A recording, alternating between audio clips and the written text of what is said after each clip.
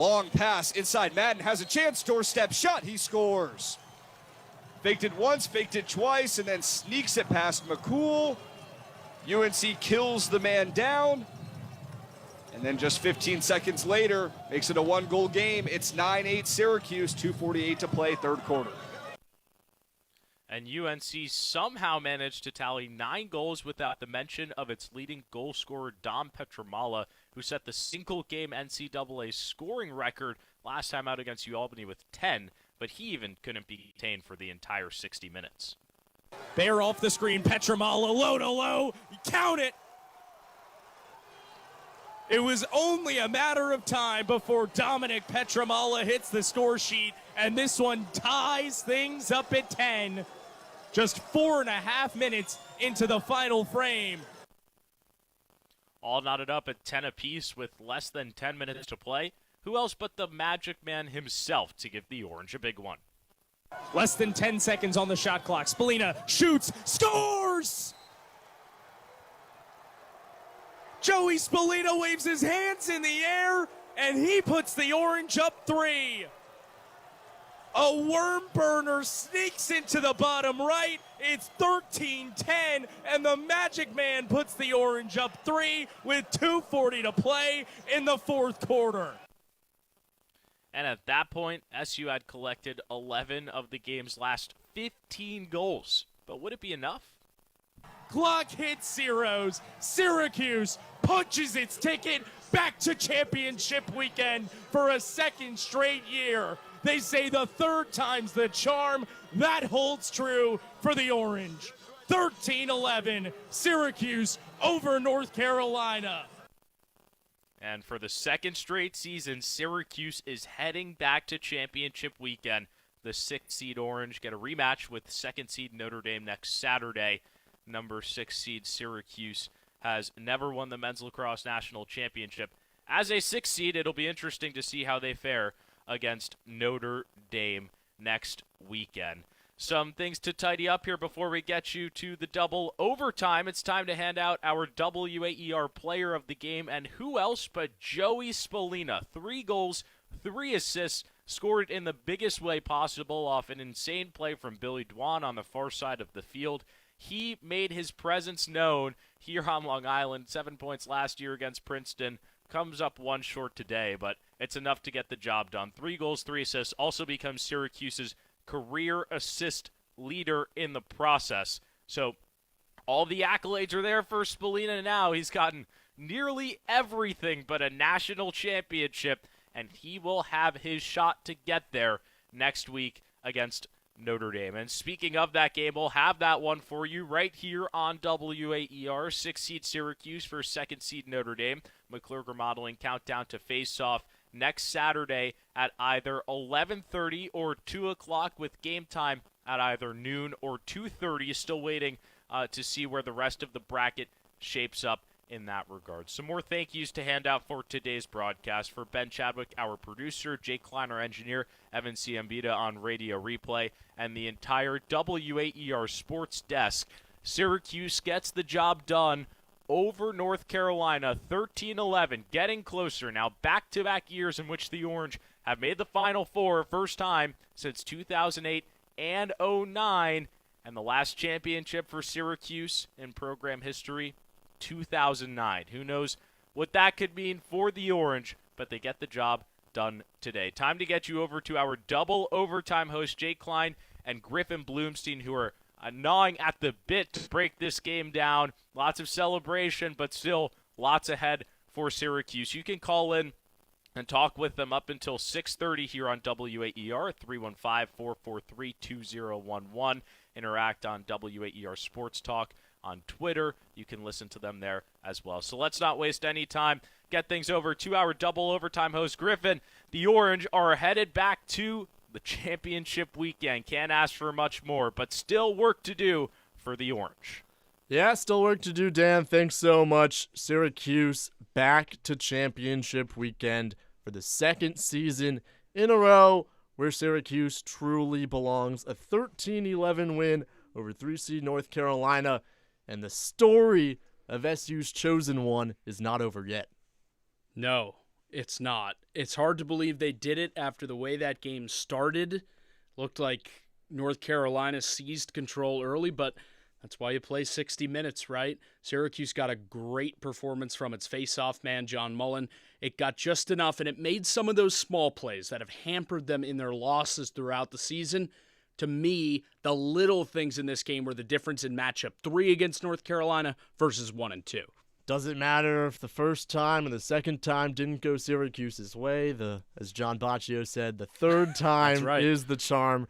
Syracuse gets 50% or better from its face-off guy and its goalie. A big 6-point performance from Joey Spallina. Dan Papillo will join us from Long Island, giving us all the sights, sounds, and emotions from Hofstra. It's the double overtime until 6:30. Let's roll.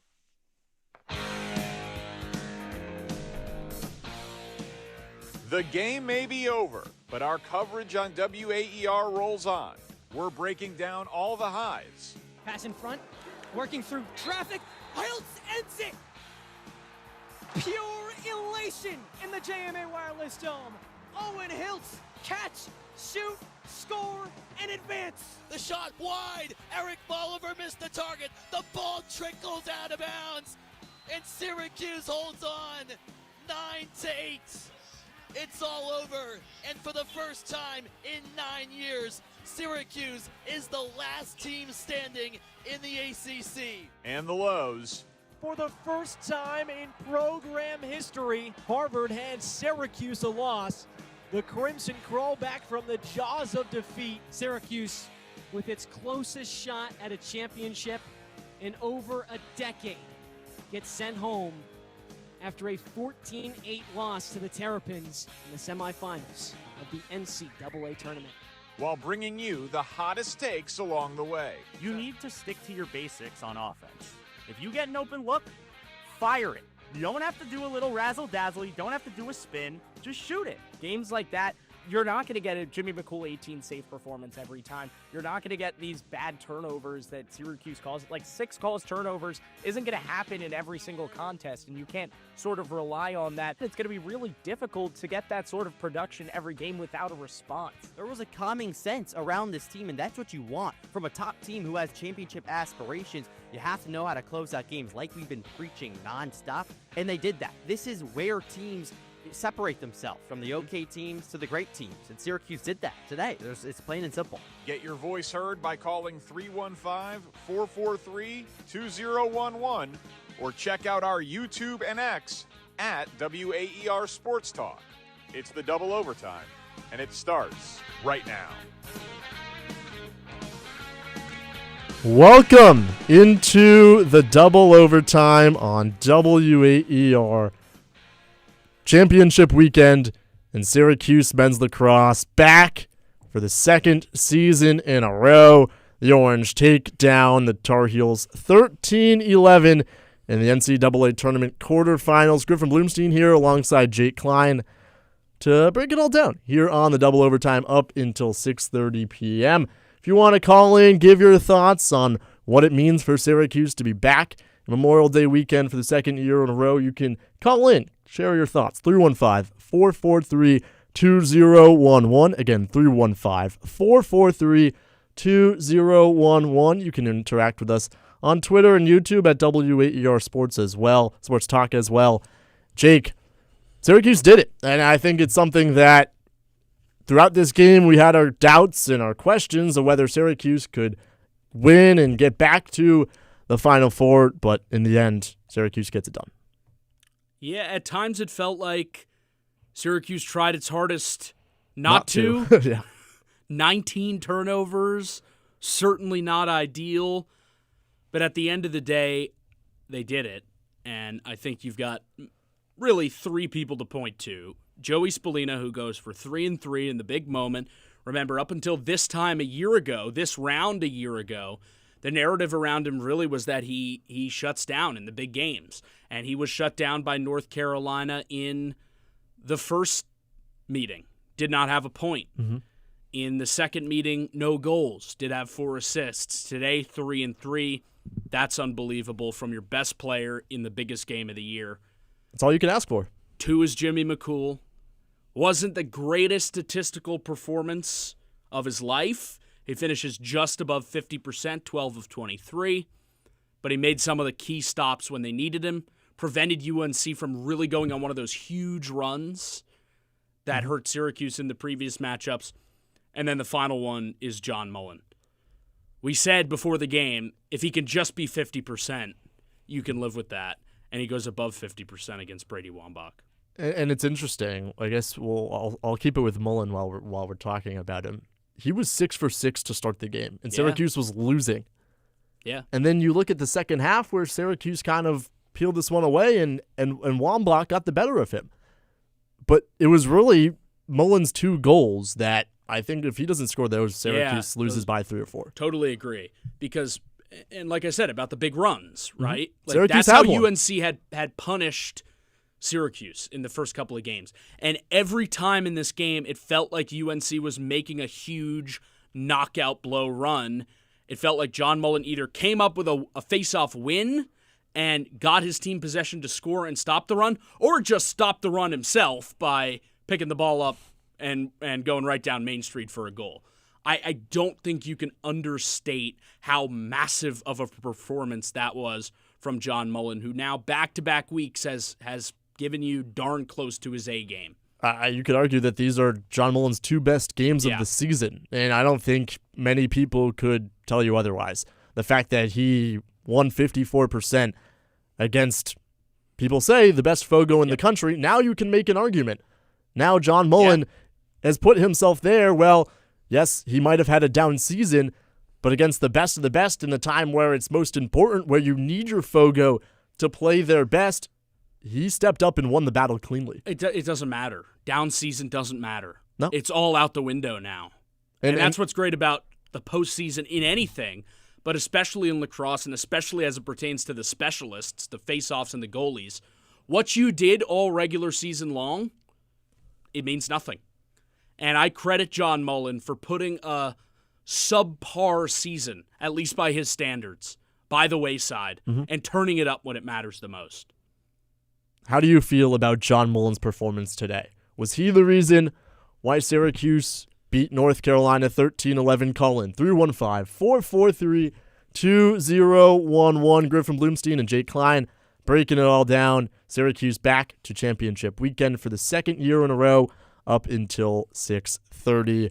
I think I saw John Mullen. They posted a picture of him on their social media, and he was full buzz with the tats showing, the studded earrings, damn near bold. and he just looked like, all right, yeah, this guy's locked. Yeah. I feel like if you were doubting him after that post, you should eat your words and you should do it proudly, because I don't know how you can do it after a showing like that. And I think the Yale game was, okay. Did he just win 65% because it's Yale and because they were playing in the Dome? And it's no. This is the John Mullen that you know, and then you're going to go up against a Notre Dame squad, and if John Mullen plays well, you expect Syracuse to have a very similar chance at winning as they did today. Now you mentioned it. Okay, what are the other 2 reasons why Syracuse won? Well, if you get over 50% from John Mullen, you get over 50% from Jimmy McCool, and then you get 6 points from Joey Splin, and you're looking, why is this game so close? Yeah. Like, why? What happened? Syracuse was tied with North Carolina 1-1 at the end of the first quarter when Mullen was playing great, when McCool was playing great. So then, you look at it, and Syracuse records a season-high 19 turnovers. Yeah, it's concerning. It's a little concerning. It's concerning. And for a team that has been really, really good protecting the ball, they've made some silly, sloppy, careless turnovers at the worst times. Yeah. It feels like, I think back to that Notre Dame game in the regular season, which, rings especially pertinent now that they're about to play the Fighting Irish again. it wasn't necessarily an incredibly high turnover count, but they were inopportune and they were just foolish. There were some plays in this game that I felt were foolish from Syracuse. But I also the think Bogan underhand flip that just goes over somebody's head.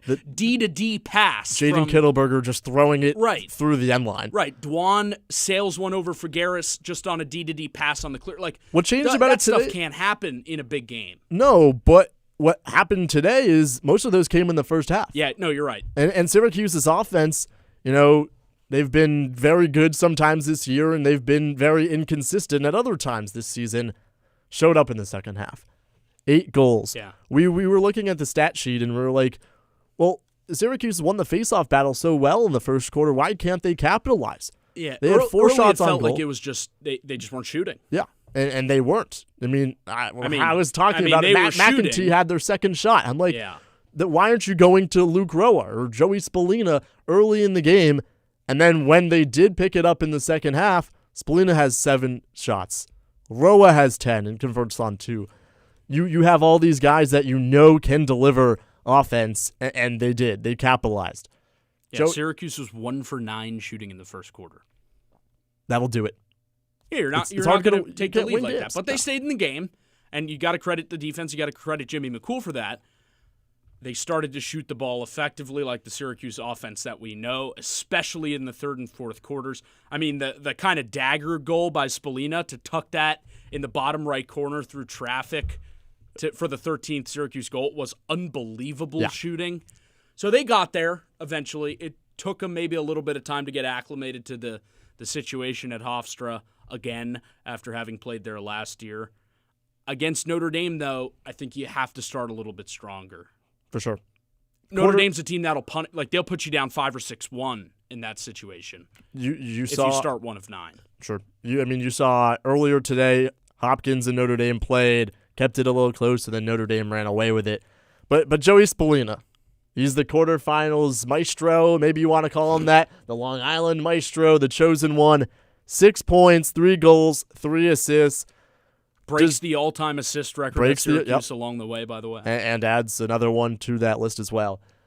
Are you confident that Joey Spallina can lead Syracuse to a national championship? Call in 315-443-2011. Syracuse takes down North Carolina 13-11 in the quarterfinals of the NCAA tournament. I mean, it's hard not to. I would think Joey, the way he played today, the way he controlled the offense, having struggles against North Carolina in the past, then you look at it and it's okay. Joey performed well. And I wouldn't even say well. I would say Joey performed great today. And you needed him to step up. And now I'm like, okay, I've seen very fluid and different stages of Joey's career. Yeah. And today solidified it, He's one of the best players in Syracuse lacrosse history. And a national championship would do a lot to his legacy. But today gives me confidence that, earlier in the season, I don't think you could have beaten Notre Dame once. You lost to him earlier. Now you get to play him again. Now today gives me confidence. Okay, I agree. Syracuse can do it. I agree. And I think Hofstra's a little bit of a comfort zone, and the story all season has been a lot of a comfort zone. Okay, what's Syracuse look like out of their comfort zone, right? They're undefeated in the Dome. They've been to Hofstra before. Several of their best players live in the immediate vicinity of Hofstra. So that's a comfort zone. Okay, now you got to go play on grass in the Final Four. If the question is, can Joey Spallina lead Syracuse to a national title? My answer, no doubt, and I would have answered the same thing before today, and I'll answer it again, is no doubt, yes, he can. Will he? Only time will tell. I'll tell you this. I think we can scratch Owen Duffy out of the Tewaaraton Award race. Sure. At this point. Injured, didn't play. Didn't play at all. In the first round, didn't play in the last game of the ACC tournament, and really scored a goal today, but was essentially a non-factor. He spent more time on the bike on the sidelines than actually on the field. I think we can scratch Duffy. You've got Willem Firth from Cornell. I think you can scratch him. So it's a 3-man race. Bounce. So it's a 3-man race. It's Sean Light, the D-man from Notre Dame. It's Joey Spallina, and it's Nate Kabiri from Princeton. I think you're going to get a pretty good look at what the Tewaaraton might look like in the Sean Light versus Joey Spallina matchup next weekend. But I'll tell you this. When he scored that last goal of this game, the immediate thing that came to my head was Tewaaraton moment. every Heisman winner, every Tewaaraton winner, you've got to have your moment, right? Yeah. You can think of one for anyone who's won these major awards. Fernando. Diving into the end zone in the Indiana-Miami game. Heisman, like, to me, that goal Joey Spallina scored, skipping one into the bottom right corner, immediately I thought to myself, Tewaaraton moment. And that's not a typical Joey Spallina shot. No. Like, that's not a curl around cage, low angle, behind the back, or, I mean, those are most of what he shoots. This was, pretty high up, far from cage. Just, hey, let me just shoot my testing and test my shooting. And he delivered. Like, that was the icing on the cake for Syracuse. They allowed a goal to Dom Petramala after, but to go 3 goals up with 3 minutes left, you got to feel pretty confident the way that Jimmy McCool and John Mullen were playing. You mentioned Jimmy McCool. It's not hard. It's hard to not feel excited about the way Jimmy McCool has played in the last 3 halves of lacrosse. Tough first half against Yale. Bounces back. Gary Gate rode with him. You asked him in our Read FCNY construction coaches report. And Coach Gate was like, yeah, I didn't really have any thoughts about taking him out. Which is shocking to me. He started the Yale game 4 of 12. That's 25% if you can't do math. Any coach in America I was struggling is leaning to take. I'm going to pull the goalie 25% early in a winner-go-home playoff game. The fact that Gary Gate and John O'Derna had the knowledge of their guy, the confidence in their guy to leave him in, it says something. Because if you pull the goalie in the playoffs in lacrosse, he's done. You're not sticking him back in there next game. So for them to have the confidence in him not only paid off, obviously, in the second half of that Yale game, but they just continued to reap the benefits of it today. He again had a little bit of a point where he was scuffling in this game. First quarter, he was up over 60% at the end of the quarter. And pretty quickly into the start of the second, he was below 50. And again, he just is calm and steady. He's McCool. And in control. Calm, McCool, and collected. There you go. And he made it happen again, going over 50%. We said before the game, the old Cornell coach, Richie Moran, used to say, you got to get to 100% to win this game.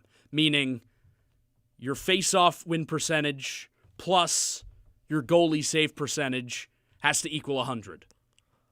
And Syracuse got that today. McCool over 50, Mullen over 50. What do you know? They got to 106. Very slim margins, but Syracuse did it. And if you look on the other side, at North Carolina, they were below 800. 80%. Yeah. So that helps. The Kent Good thing, I will say, is just shocking. Yes, his name is Good for anyone listening. What was Joe Bresci doing?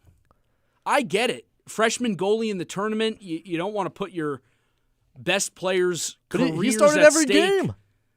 Kent Good had not started he's a senior, and he had not started a game in his career until the first round of the NCAA tournament. That was shocking to me. And Joe Bresci paid the price for it today because Kent Good looked uncomfortable. He looked startled after Syracuse goals. Syracuse blitzed him, especially with that run spanning the third and fourth quarters. Mm-hmm. They blitzed him. He was no match. You couldn't keep up with Jimmy McCool, who I guess we can crown him Mr. Fourth Quarter. Did allow 3 goals, but made a very clutch save down in the end. Something else that we haven't really talked about a lot is the play of Dom Petramala, who we have all heard the buzz last week against UAlbany. NCAA tournament single game record, 10 goals. He had 2 today and 1 assist, but it wasn't until midway through the third quarter, the late stages of the third quarter, that he got his first point. Yeah. And there was a lot of talk this week about, Syracuse's defense allowed 15 goals against Yale. Is something going on? A unit that had been really good the course of the season. Obviously, Billy Dwan, we all know how good he is. Riley Figueres, still one of the most underrated close defensemen in the country. Second team All-American by Inside Lacrosse. And yet he's still somehow underrated. And Syracuse shut down one of the best shooters in the country. No doubt it helped that Duffy, I'm just going to say he effectively didn't play. Sure. And when he was in there, Syracuse a lot of the time had a short stick on him. So he was a non-factor. So that allowed you to throw a lot of your best bodies at Dom Petramala. And it was clear from what Gary Gates said going into this game, from what the conversation around this UNC team was, it was, okay, if there's no Owen Duffy, all you got to do to beat North Carolina is limit the Petramala step downs from 10, 15, 18, 20 yards. And he hurt him on one. He did. But he's going to get his. He's that type of player. For Syracuse to give up 2 goals to Petramala. They call him the Steph Curry of lacrosse. Like, he can shoot from anywhere. Yeah, he finishes 2 goals on 11 shots.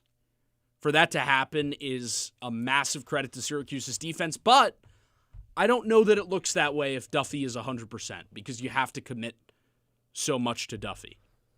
UNC did put up 46 shots today. Both teams didn't really have success on the man up, which I think is kind of funny considering how potent these teams are at offense, and specifically the man up. If Syracuse goes 0 for 6 on man up opportunities against Notre Dame, I feel they will have a very hard time winning. So that's another factor that you look at. UNC just went 1 for 5. There's a lot of things where, Syracuse won this game, things that went really well for them, but also some things that could be cleaned up on. Yep. The turnovers, number one for sure. I'm interested to talk to Dan Papillo, our reporter who's going to join us in a moment, because I'm interested, did he feel like this turf, which was this huge talking point throughout the day, played into the turnovers at all? It felt like there were some on each side where, slippage, frankly, on this new turf at Hofstra cost teams Syracuse possession. It cost Syracuse a goal. Yeah. Early on when Tyler McCarthy slipped and North Carolina scored. We will find out because we are coming up on a break. And right after the break, we will talk to Dan Papillo down on Long Island. He would be really mad if he heard me say that. So I hope he's listening and excited to join us on the double overtime, which goes up until 6:30. Make sure to tune in here. Don't go anywhere. You're listening to the double overtime on WAER. We'll be right back after this. There is a one-stop listen for everything Syracuse athletics. Syracuse men's lacrosse had arguably maybe Gary Gates' best weekend ever as head coach. The Ostrom Avenue podcast provides unique opinions plus exciting interviews from industry experts. The voice of Syracuse men's lacrosse and Syracuse women's basketball as well. Tim Leonard, Javon Edmonds of Syracuse.com. Check out weekly episodes and listen at WAER.org or wherever you get your podcasts. Hi, this is Tracy Carl, Director of Development. A well-crafted will or estate plan speaks volumes about your hopes and dreams for the future. It also ensures that what you've worked a lifetime for is distributed according to your wishes. As WAER looks to our future, we would be honored to share in your legacy and ensure that quality public radio programming is here for future generations. Please visit WAER.org in making a legacy gift for the future of public radio. Hello, I'm Larry Bousquet. And I'm David Holstein, and we are two of the managing members of the Bousquet-Holstein Law Firm. We're proud to support WAER because for both Bousquet-Holstein and WAER, giving back to the community is an integral part of who we are. Just like WAER provides reliable news and entertainment for its listeners each day, our attorneys work to provide quality legal service to clients and support a variety of organizations that strengthen the fabric of our community.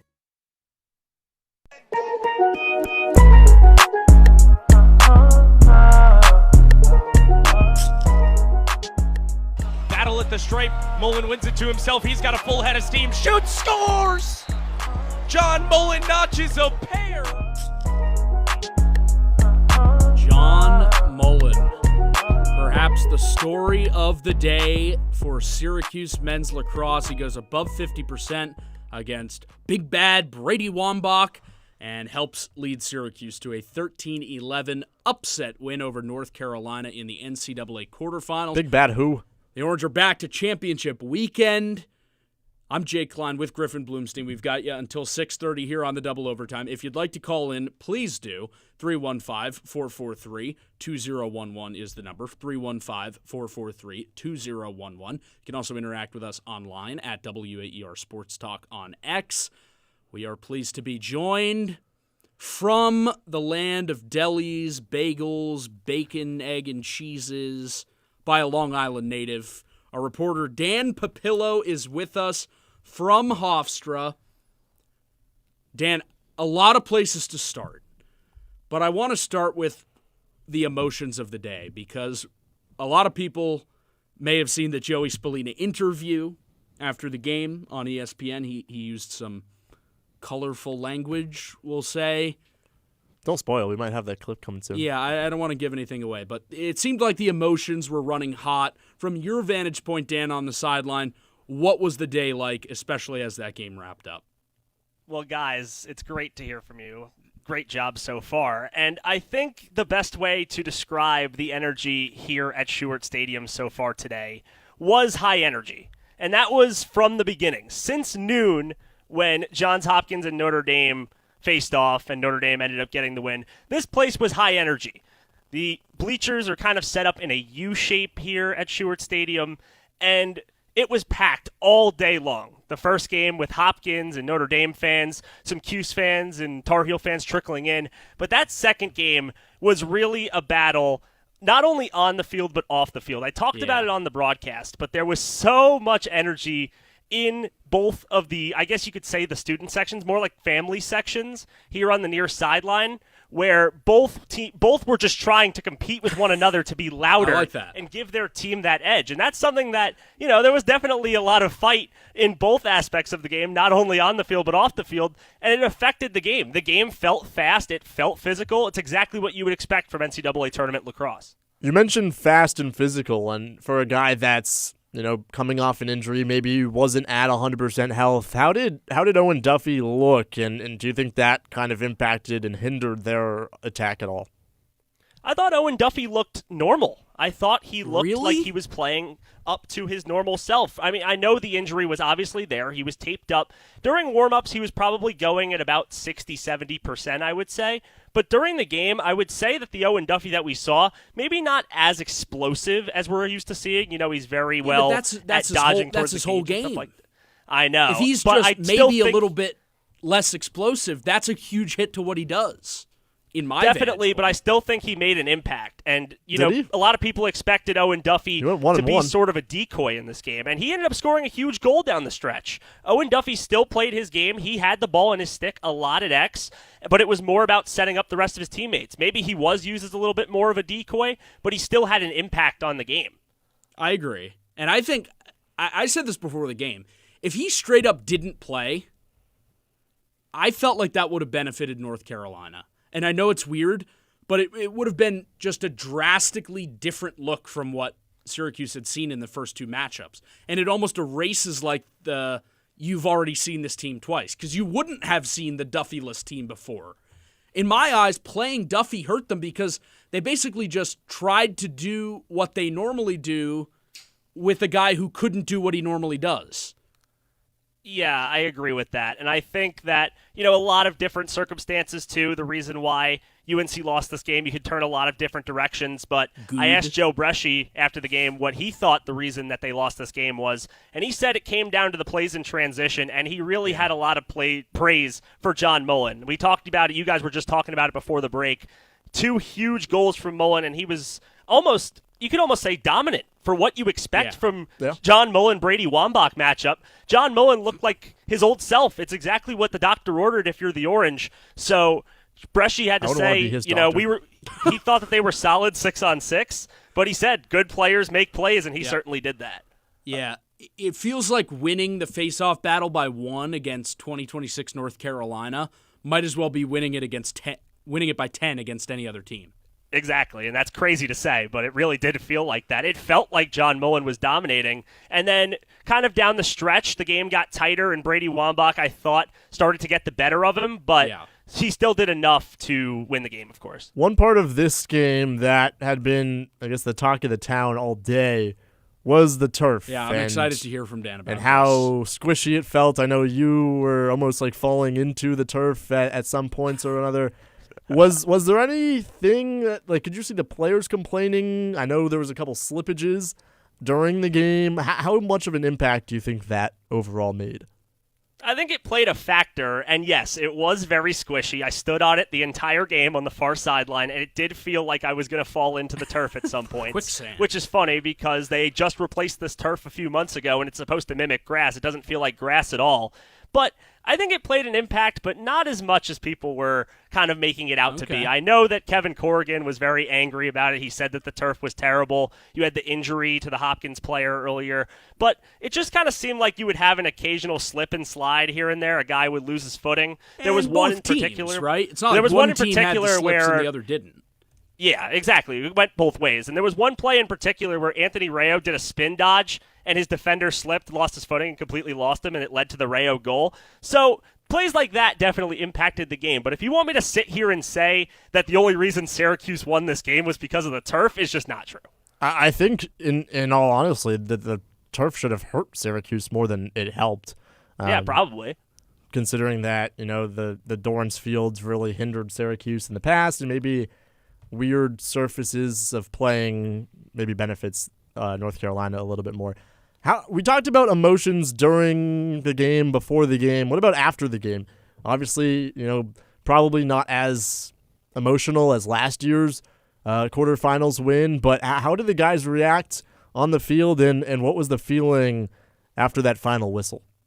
The guys were extremely hyped up, the Syracuse guys, I should say, running up and down the field. A lot of family in the area, obviously Long Island being the lacrosse capital of the world. A lot of fans and a lot of supporters here coming up against the bleachers, and a lot of the players stayed out and were running up and down the sidelines, hugging family members, high-fiving fans, signing autographs. So for the Syracuse guys, they were definitely pumped up, as you should be after winning a tight game, especially like that, to go to the Final Four.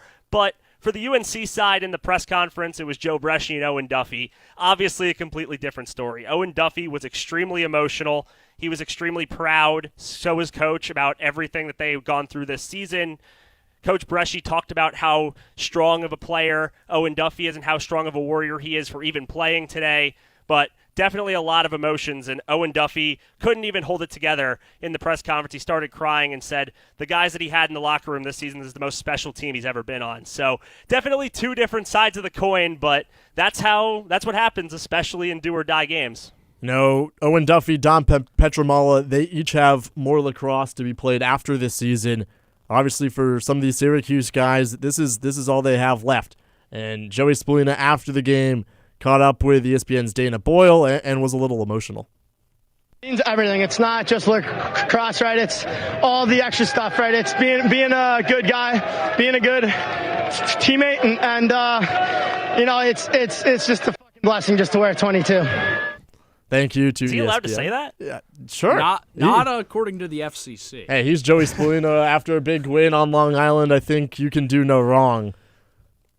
Dan, okay, turf was like priority number one for me in this conversation. I'm going to be totally honest. I don't think Jake's satisfied. I just don't know if I was only paying attention to the slips once I figured out that the turf was a point of contention. Like, does this really happen every game and we just pay no attention to it? Okay, beside the point. I'll say this. I was at Dorrance Field the first time around when Syracuse played North Carolina, and Gary Gate complained about the field at Dorrance Field. That one, I'm not giving him. That turf felt like any other turf. Okay. Today, my feet immediately touched this Hofstra turf. Well, that's turf, I believe. No, grass in North Carolina. That was his whole thing. Okay. Yeah. That was his whole thing. We couldn't practice the grass on was slippery. That was his excuse. Doesn't matter. This one, immediately I stepped onto the turf and I said something feels off. I had said it immediately. I said that this turf feels super squishy. I'm going to trust the feet of Dan Papillo. And Dan Papillo has a lot of experience playing on turf. You know those blocks at Sky Zone when you jump into with the trampoline, you jump into those foam pit? That's what it felt like. It felt like jumping into a foam pit. There used to be a Sky Zone in Syracuse until it did not happen anymore. So that was question number one. It seems to have been at least somewhat of a thing. My second question mark from this game is, did the Kent Good situation look as bad to you in person as it felt? Was he more bad than good? What do you mean by situation? I don't think it just felt like he was so bad. Not good. Yeah, he was not a good goalie in this game. He wasn't very good. I thought he played a solid first half, Really? but I think Syracuse just kind of. To me, it felt like every goal that went past him, he was just like very flustered. Yeah, I think that also just comes with maybe a lack of experience. Yeah, but I which do is why think it's a crazy that, move. I thought it wasn't ever game in that situation. Yeah, I was kind of surprised by the decision to go with Good, especially against Albany. Yeah. But then to double down against Syracuse of all teams, I guess just trying to give a different look to the Orange. Obviously, it didn't pay off. But I really didn't think that he looked awful necessarily. I thought he made some really good saves early on, but he was definitely outclassed by Jimmy McCool. You can tell that Jimmy McCool has played a lot more lacrosse than Kent Good has. Yeah, it was a goalie who's been here before. I mean, literally played there before in this round on this field, and a goalie who had not, and it showed, in my opinion. It definitely did. The last thing I want to say, Dan, is I saw your photo from the sidelines of Jimmy McCool signing autographs for fans, and there was a kid wearing a Goat USA Lacrosse T-shirt, which was the brand back in the day. Oh yeah. So I just want to say, good coverage over there. It seems like Jimmy McCool, real stand-up guy. Goat USA is a pretty popular brand here on the island. It's still kind of the thing. I know you just said that. I had a goat hoodie back in the day. Well, I used to rock the the crazy lacrosse shorts. You remember those? Sure. All the weird patterns and stuff. I was not one of those kids. I did have a it was kind of a Carolina blue goat sweatshirt. Did you have those like lime green Nike Elite socks to go with it? No, I was not. No, that seems like something Griffin might have had. I don't think that's so. why I brought it up. All right. Well, Dan, thank you so much for joining us from Long Island. Enjoy the island. Thank you so much. Syracuse. Yeah, thank you guys. 13-11 winners over North Carolina. The Orange go into championship weekend for the second year in a row. First back-to-back appearances since 08-09. They won both, by the way. We will step aside for our final 15 minutes, back with our final words on the other side of the break. Don't go anywhere. It's the Double Overtime on WAER. Whether you're trying to stay up to date on current events, hoping to discover new music, or tuning in to our live Syracuse University sports coverage, there's something for everyone on WAER. We have your favorite programs from NPR and local content only available on 88.3. You can find a complete program schedule online at WAER.org.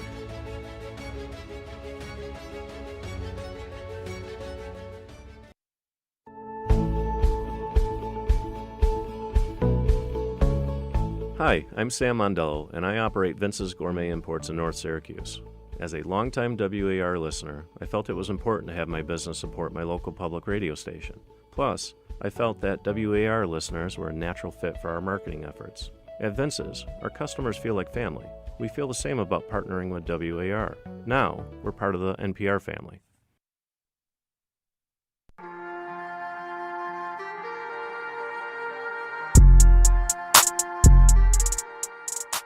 Syracuse gets it right back. Tyler McCarthy passes to Michael Leo, a lollipop to the near side for Joey Spallina. Thompson, low-to-high ripper, and it's a low-to-high goal. Syracuse, the quick flip of possession.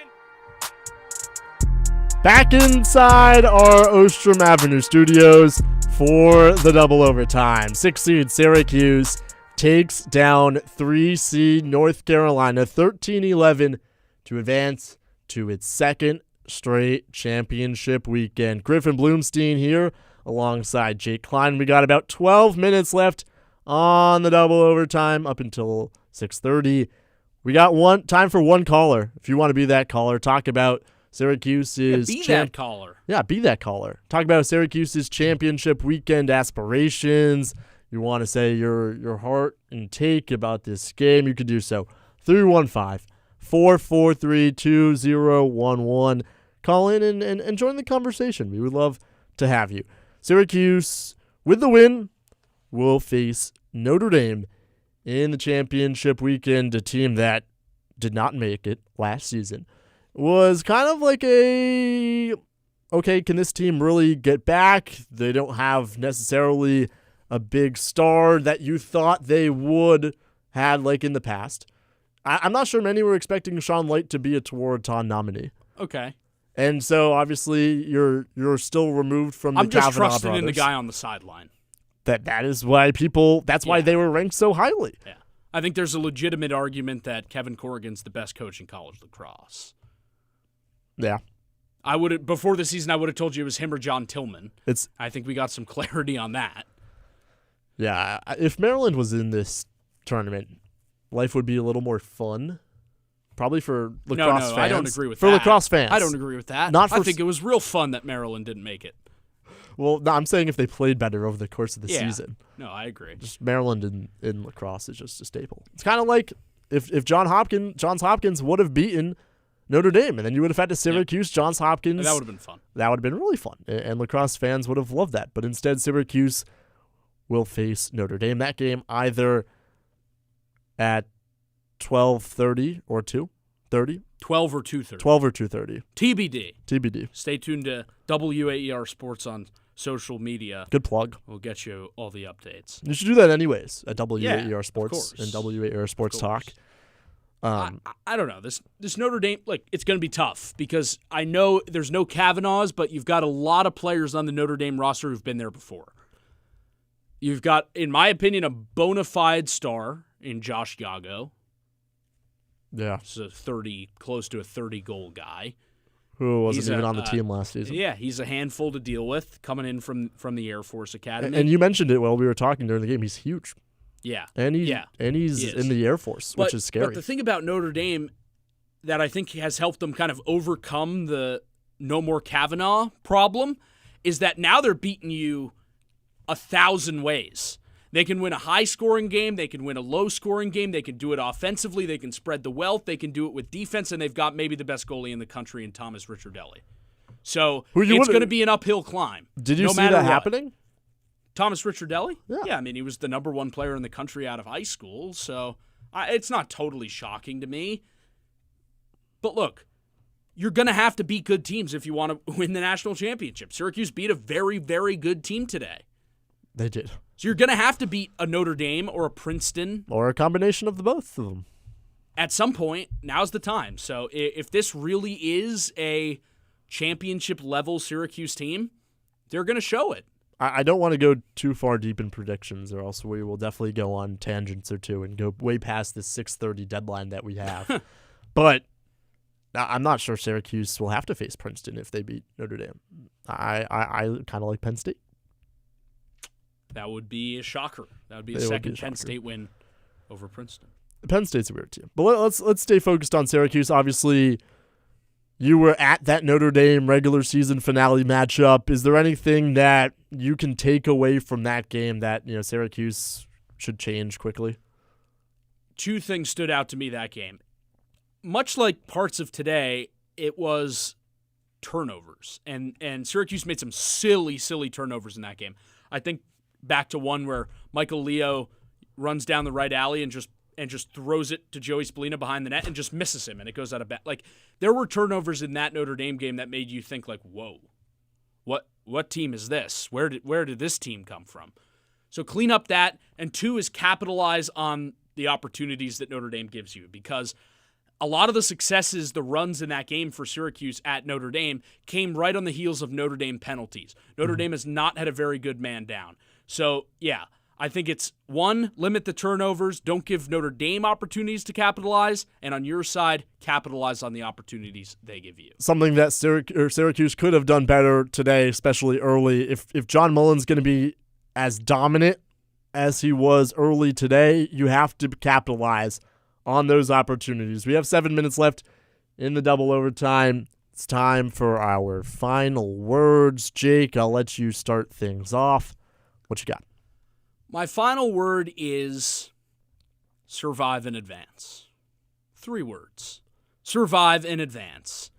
Are there things from this game today that in a perfect world Syracuse would have fixed? Certainly.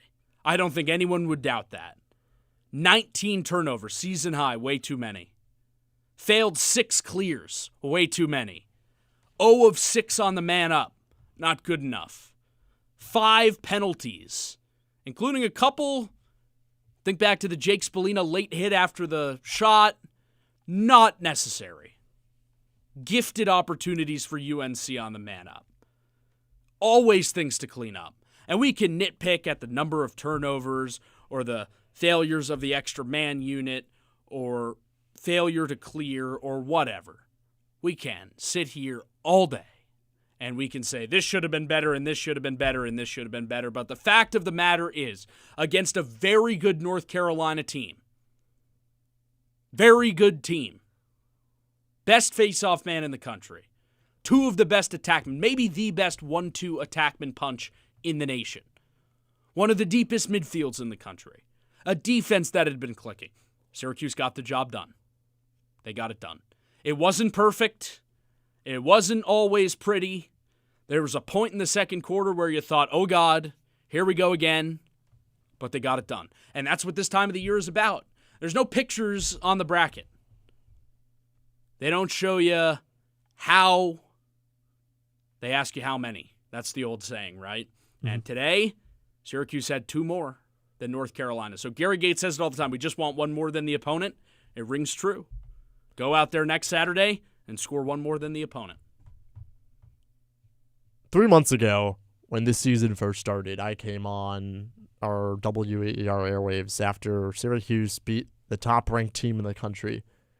And you said your final word was 3 words. My final word is 4. And it's the same final word that I said then. This is the team.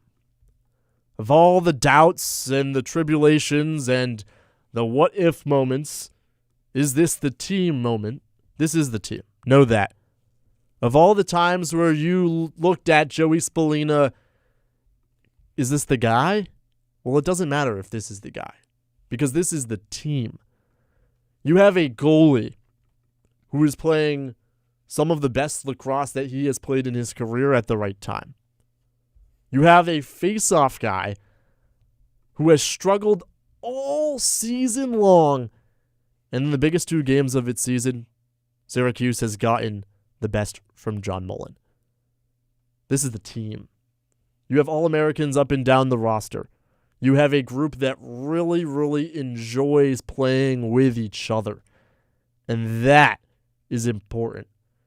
You have a coach that has cemented his own legacy and is now trying to help cement the legacy of its players. This is the team. This is the Syracuse team that is really, really going to bring Syracuse back to where it needs to be, where it should be, and the only place where Syracuse lacrosse fans will feel any sort of comfort. And that is National Championship number 12. It's going to be fun. Should be a great game in Charlottesville next Saturday. Stay tuned to WAER Sports on X. We'll have the updates for you on when that game starts. Whenever it does start, you can tune in right here. We'll have you all the way through the end of the season, whether that's Saturday or Monday, whether it ends with a win or ends with a loss. You can join us for McClure Remodeling Countdown to Face-Off 30 minutes before the game. And then you'll be able to hear the beautiful play-by-play of Jake Klein and Adam Hipsky for that one. He's a little nervous. No, he's not. That'll be a fun one at Scott Stadium. Syracuse and Notre Dame again, time TBD in the semifinals of the NCAA tournament. Couple thank yous to hand out before we wrap things up. Our producer, Nate Martin, our engineer and amazing talk director, Ben Chadwick, and our WAER Sports Talk desk members, Evan Simbieta, Ryan Croak, Danny Diaz. For Jake Klein, I'm Griffin Bloomstein. Syracuse men's lacrosse this season not over yet. The Orange take down the Tar Heels 13-11, and we'll stay tuned and catch you back a week from yesterday.